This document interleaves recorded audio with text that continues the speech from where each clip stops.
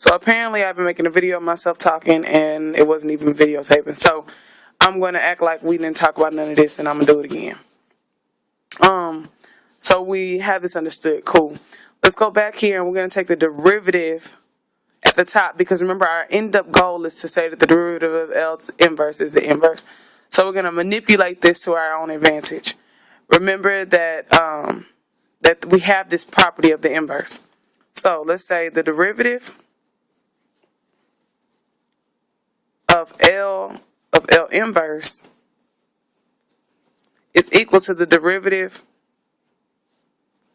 of what?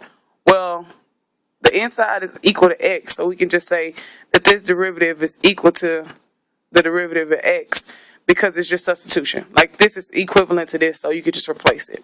Well, we know this when we first figured out, we started working with derivatives. We know that the derivative of x is equal to 1. So we're going to use this fact that these two are equal in just a second. So here we have, let's work with the left-hand side only, and we're going to get to that right-hand side again. d dx of L inverse of x. Okay. To take this derivative, we need the chain rule.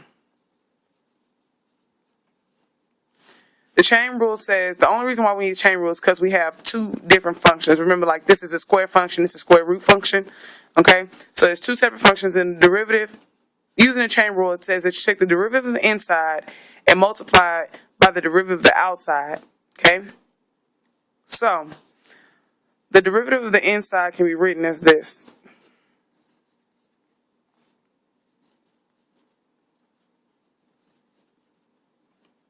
And that's all, because we don't know the derivative of the inside, so we're going to leave it just as that, d dx of the inverse. Cool. Times the derivative of the outside, we're just following the chain rule, times the derivative of the outside. The derivative of the outside is the derivative of L with respect to this little inverse. And so, if you remember, we have that L of x is defined. The definition of L of x is as the integral of 1x over 1x. So therefore, the derivative of L of x is equal to 1 over x. Okay? So the derivative of L x would be 1 over x, but we're talking about the derivative of L inverse x. So the derivative of L inverse x is 1 over L inverse of x. Now, I hope you got that. If not, then I'll explain it again later. Just let me know. I'll do it real quick. The derivative of L of x is equal to 1 over x. So the derivative,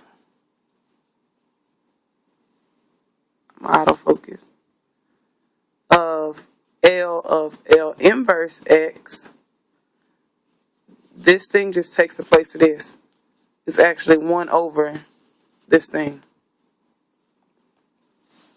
Okay? So anyways, using the chain rule to expand this out, now we're going to invoke this property that we know. We know that this is equal to 1, so we're going to set this equal to 1. Okay? And I'm going to rewrite this